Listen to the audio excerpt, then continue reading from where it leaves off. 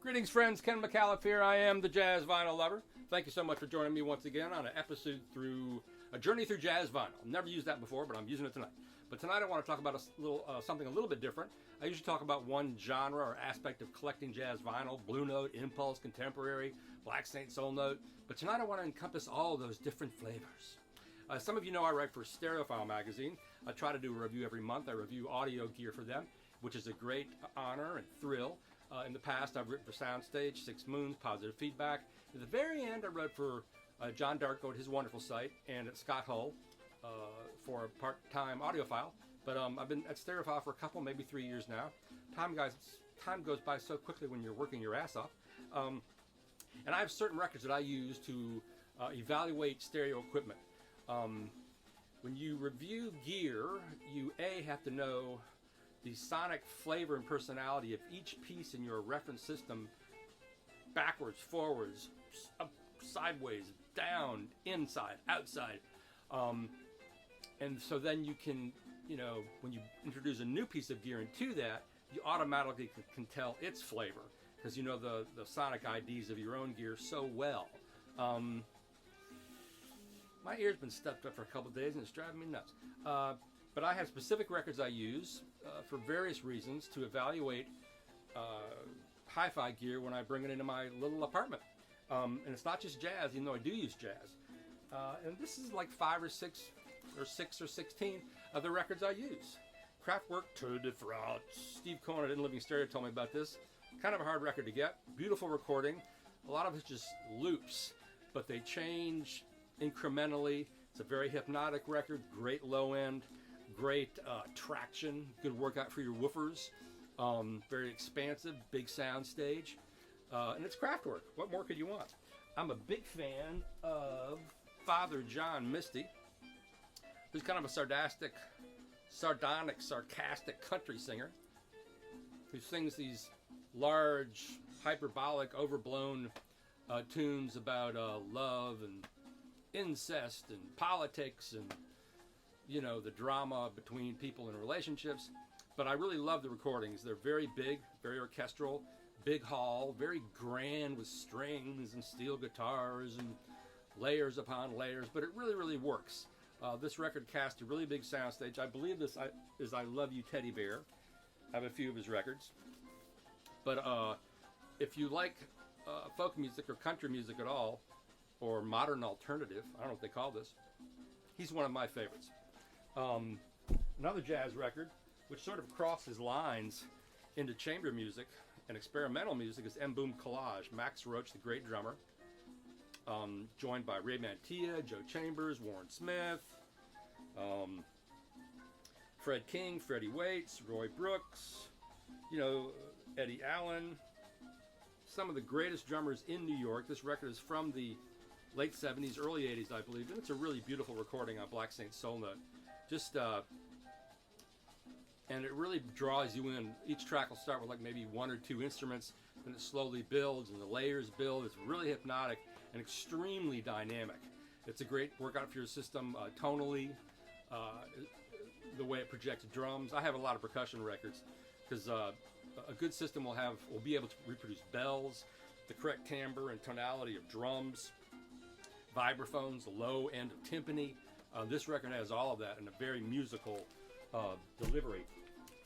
Brant Brower Frick, a record I picked up from John DeVore Fidelity, who sold me my Orangutan 993s. This is kind of a dance record, kind of electronic record.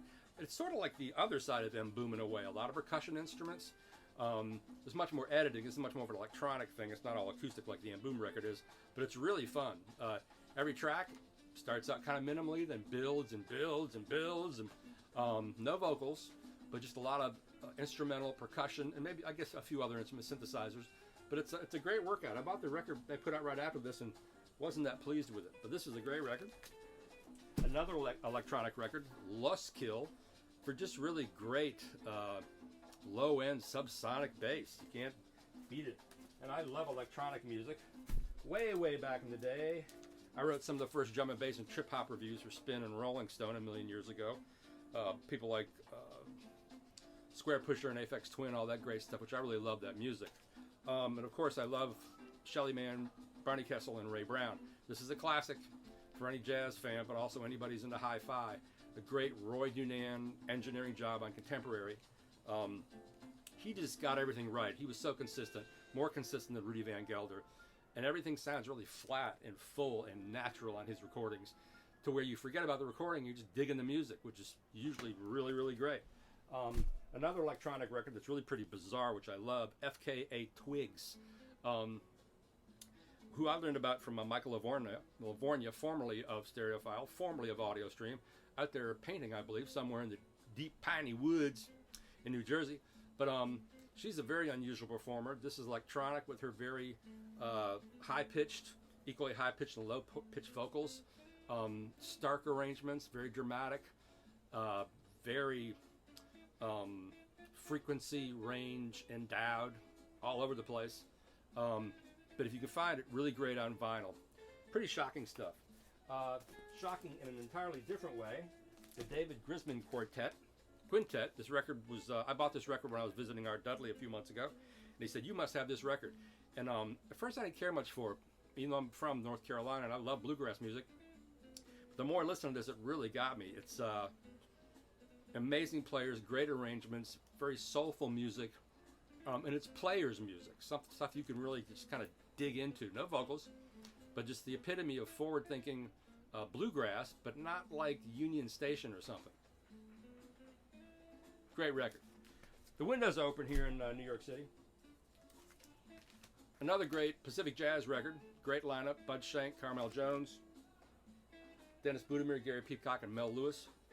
Similar to Contemporary in a way that the frequency range is flat. Nothing's tweaked up, no effects, and a very natural recording, as is the case with a lot of Pacific Jazz. A record I heard about from Michael Fremer, Songs of the Auvergne, and the great soprano Natanya Davroff. This is just like, Fantasia, Disney's Fantasia with vocals. It's just an astounding performance. Great orchestra, great orchestrations, great conducting. It's hard to put into words what this is. It's almost world music in a way. And you really feel like you're in like the enchanted forest when this woman sings. I believe she's a Russian vocalist. This is on Vanguard. This may be a reissue. I do like classical music, even though I don't know much about it. I believe I saw this also on Michael Fremer's page. A Japanese Denon PCM recording of a smaller ensemble doing Mozart. And this is just a beautiful, intimate recording, tonally right down the middle. Often with classical music, you're hearing the hall. I don't want to hear the hall. I want to be on the stage. That's just my take, and this record does that. Another great percussion record, Japanese 45 RCA pressing, with the great Warren Smith. Warren Smith with Toki, who is a flute player.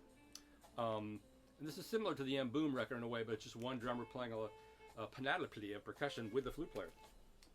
I'm a big fan of Tom Petty and the Heartbreakers. Took me a long time to get over his passing. But I love this record. This and Wildflowers. So well recorded. Just great, gut busting, in the pocket, in the groove. Blues rock, really. And Petty's great songs. I believe they did one more album after this, but this is my favorite from their latter period. It's Mike Campbell and Steve Ferroni and Benmont Tench and Petty, I think, at their zenith. And I read once that this is the music they play when they're just playing for themselves. I'm a big fan of Tower of Power. Once again, it's the 70s, so things are damped down a little bit, but great arrangements, great dynamics, great Rocco Presti on bass, Garibaldi on drums, the great horn section. And some of this stuff can be pretty dynamic and pretty complicated and hard for a system to follow and get everything across to you. And it's just a lot of fun. I love 70s recordings, even though some of them, it's that period of incredibly damped down drums. And we're currently listening to my not favorite guitarist, Grant Green, the Latin Bit.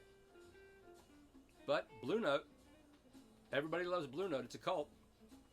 Get your ticket today and join the cult. I'm Ken McCall, the Jazz Vinyl Lover. Thanks for checking in one more time. Night.